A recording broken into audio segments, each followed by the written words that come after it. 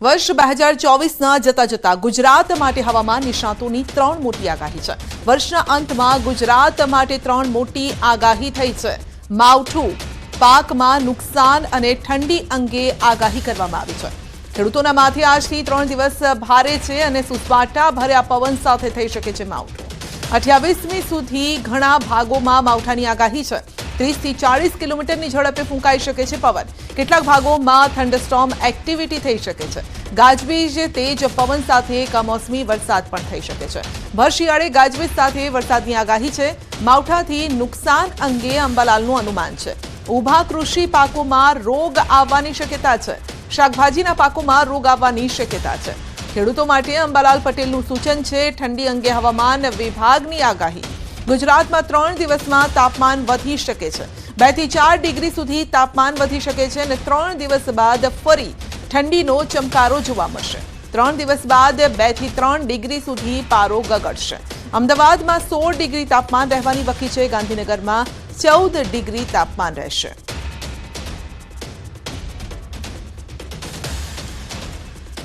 અને હવે મેપના માધ્યમથી જ આપને જણાવીશું કે ક્યાં ક્યાં વરસાદની આગાહી છે, કયા વિસ્તારોમાં વરસાદ થઈ શકે છે। તો ખાસ કરીને આપ જોઈ શકો છો કે લગભગ આખા ગુજરાતમાં માવઠાની આગાહી છે। સૌરાષ્ટ્રથી જો વાત કરીએ તો જૂનાગઢ, અમરેલી, ભાવનગર અને આ સાથે રાજકોટ સાથે દીવમાં પણ માવઠાની આગાહી છે। ઉત્તર ગુજરાતની વાત કરીએ આ તરફ કચ્છમાં પણ અને ઉત્તર ગુજરાતમાં જોઈએ તો બનાસકાંઠા, સાબરકાંઠા, મધ્યમાં ગાંધીનગર, મહીસાગર, દાહોદ, પંચમહાલ, વડોદરા, છોટા ઉદેપુર અને દક્ષિણમાં જોઈએ તો ભરૂચ, નર્મદા, સુરત, તાપી, નવસારી, ડાંગ, વલસાડ, દમણ, દાદરા, નગર હવેલીમાં પણ વરસાદની આગાહી છે। એટલે માવઠું પાકનો નાશ પણ કરી શકે છે, પાકને નુકસાન પહોંચાડી શકે છે, માટે ખેડૂતો પણ હાલ ચિંતામાં છે। તો હવામાન વિભાગ અને નિષ્ણાતો શું કહી રહ્યા છે આ માવઠા અંગે તે પણ જાણીએ। आने वाले दिनों के लिए जो गुजरात स्टेट के लिए फोरकास्ट है उसमें आज के लिए बात करेंगे तो आज के लिए ड्राई वेदर प्रिवेल करेगा और कल के लिए डे 2, डे 3 और डे 4 के लिए लाइट टू मॉडरेट रेन और साथ में थंडरस्टॉर्म की वार्निंग है गुजरात रीजन और सौराष्ट्र और कच्छ रीजन के लिए।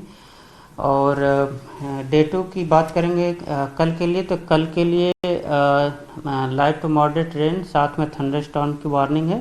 और डे 3 के लिए गुजरात और सौराष्ट्र और कच्छ रीजन के लिए लाइट टू मॉडरेट रेन साथ में थंडरस्टॉर्म और उसके साथ ही हेल स्टॉर्म की भी वार्निंग है। उत्तर गुजरात, पूर्व गुजरातना भागो, कच्छના કેટલાક ભાગો, મધ્ય ગુજરાતના ભાગો અને દક્ષિણ ગુજરાતના ભાગોમાં છે ત્યારે કમોસમી વરસાદ પછી ઊભા કૃષિ પાકોમાં રોગ આવવાની શક્યતા છે।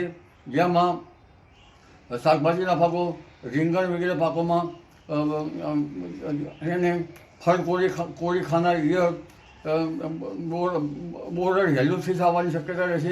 आने वाले 3 दिनों के लिए मिनिमम टेम्परेचर में बढ़ोतरी दर्ज होगी और जो बढ़ोतरी होगी वो 2 से 4 डिग्री सेल्सियस के आसपास रहने का पूर्वानुमान है। और 3 दिन के बाद फिर से मिनिमम टेम्परेचर में गिरावट दर्ज होगी और जो गिरावट होगी वो 2 से 3 डिग्री सेल्सियस के आसपास मिनिमम टेम्परेचर में गिरावट होने का पूर्वानुमान है। और मिनिमम टेम्परेचर अहमदाबाद के लिए बात करेंगे तो 16 डिग्री सेल्सियस का मिनिमम टेम्परेचर का फोरकास्ट है और गांधीनगर के लिए 14 डिग्री सेल्सियस का। और जो लैंड रीजन पे विंड आज प्रिवेल करेगी वो northerly to north easterly wind prevail करेगी। રાજ્યમાં હવામાન વિભાગની આગાહી અલગ અલગ જિલ્લાઓના વાતાવરણમાં પલટો પણ જોવા મળ્યો છે અને અમદાવાદ શહેરમાં વહેલી સવારથી જ ધુમ્મસભર્યું વાતાવરણ છવાયું છે, જેથી વાહન ચાલકોને પણ હાલાકી પડી રહી છે। અત્યારે બનાસકાંઠા જિલ્લાના વાતાવરણમાં પણ પલટો આવ્યો છે। કમોસમી માવઠાની આગાહી વચ્ચે ધુમ્મસભર્યું વાતાવરણ છે। ખેડૂતોના જીવ તાળવે ચોંટ્યા છે। તો મહીસાગર જિલ્લામાં પણ સતત 5મા દિવસે વાદળછાયું વાતાવરણ જોવા મળ્યું છે। વાવેતર કરેલ પાકમાં જીવાત પડવાની સ્થિતિ છે। અરવલ્લીમાં વહેલી સવારથી વાદળછાયું વાતાવરણ સર્જાતા ઠંડા પવનો ફૂંકાયા અને જેથી ઠંડીમાં લોકો ઠૂંઠવાયા છે।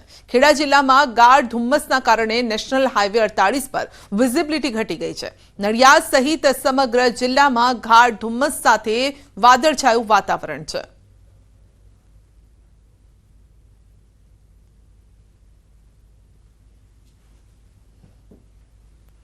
તો તો મહીસાગર જિલ્લામાં પણ સતત 5મા દિવસે વાદળછાયું વાતાવરણ જોવા મળ્યું છે. લુણાવાડા સહિતના તમામ તાલુકામાં વાદળછાયું વાતાવરણ છવાતા ખેડૂતોની ચિંતામાં વધારો થયો છે. વાવેતર કરેલ પાકમાં જીવાત પડવાની સ્થિતિની શક્યતા સેવાઈ રહી છે. ઉલ્લેખનીય છે કે મહીસાગર જિલ્લામાં ઘઉં, ચણા, મકાઈ સહિત શાકભાજી, ઘાસચારાના પાકોનું વાવેતર થયું છે.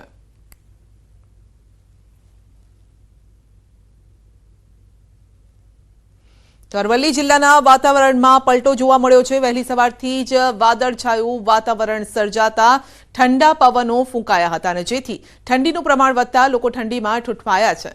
વાદળછાયા વાતાવરણના પગલે પાક પર ખતરો મંડરાઈ રહ્યો છે. જિલ્લામાં 1.5 લાખ હેક્ટરમાં ઘઉં, ચણા, બટાકા પાકનું વાવેતર થયું છે, જેથી ખેડૂતોના માથે ચિંતાના વાદળો ઘેરાયા છે. જોકે હવામાન પણ માવઠાની આગાહી કરી ચૂક્યું છે.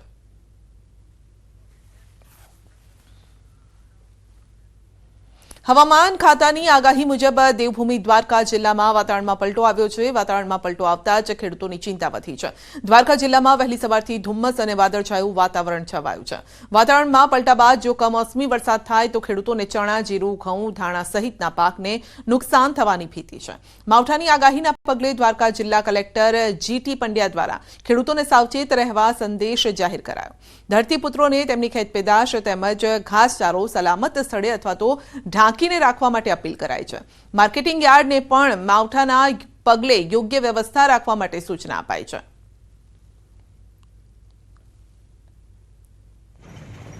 વિવિધ વર્તમાનપત્રમાં અને માહિતી વિભાગ દ્વારા અને હવામાન વિભાગ દ્વારા જે આગાહી કરવામાં આવેલી છે તેમાં ગુજરાતના કેટલાક જિલ્લાઓમાં માવઠું એટલે વરસાદની શક્યતા રહેલી છે. તમામ ખેડૂત મિત્રોને અનુરોધ છે કે આ બાબતે જરૂરી સાવચેતી રાખે.